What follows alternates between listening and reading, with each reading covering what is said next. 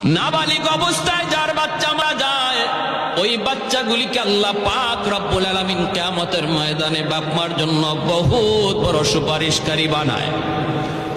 বাচ্চাগুলি আল্লাহর কাছে ডাক দেয়া কয়, মালিক, ও মালিক, তুমি আমারে দুনিয়াতে পাঠাইছো, পাঠানোর সময় আমার মা কত কষ্ট করছেন, জান বের হয়ে যায় অবস্থা।